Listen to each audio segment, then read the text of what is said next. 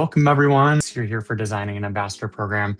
Just diving into quick introductions for the three of us here today. I'm Judson Van Antwerp. I'm our Director of Partnerships here for the North American region. Everyone, my name is Brock Schroeder here at the Case School of Engineering at Case Western Reserve University. I've been in higher ed for my entire career, which is 30 years, and working in private higher education as a faculty member, as an administrator, and spending the last 18 years in enrollment management. And it's good to be here today. Hey everybody, I'm Chris Littman, and I'm the Executive Director for the Office of Professional Programs at the Case School of Engineering.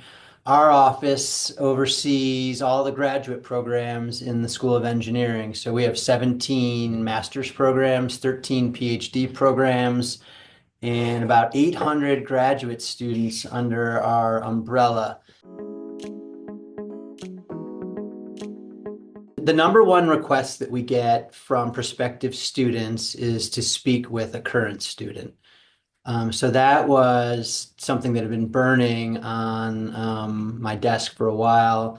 And we had made efforts to establish a graduate student ambassador program.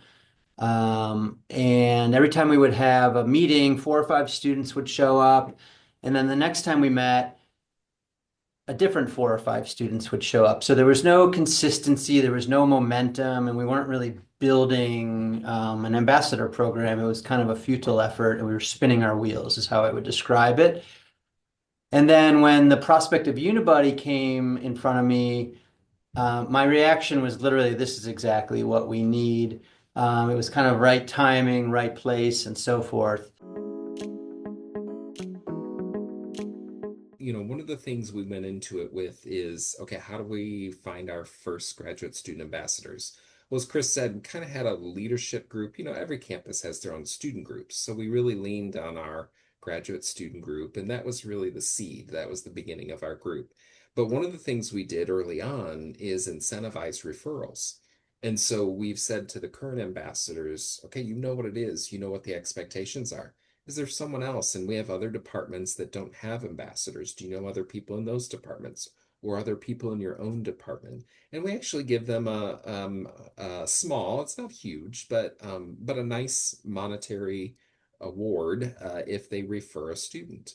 And that student, as they become an ambassador, has to remain with the program and be active for the duration of the semester in which they signed up. So, 3 months or so. So I have a training session when I meet with each student. When I get a referral or if I identify someone, I have a meeting in my office. I have a set of slides that I go through that talks about what Unibuddy is, and then our broader ambassador program, what we do. And so I try to have a standard kind of vetting system in place or content that I create. So that may take, again, per ambassador, maybe 30 minutes for a meeting on that. And it depends on how many you're signing up. I did more of those meetings earlier on, less of those now. But this last week, I signed up 3 people to be new ambassadors. So initially, we calculated, we said, I think each engagement should count for about 15 minutes. And we had an hourly rate. We were going to compensate them.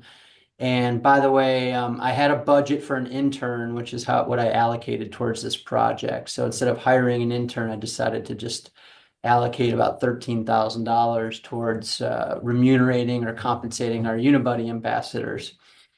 What we found was, and your school is probably not too different from this, getting set up for student employment was more complicated than it was worth. It just wasn't worth the trouble. And there were additional complications related to international students, and most of our students are international. So we found that was too difficult or too much trouble to try and implement an actual hourly wage.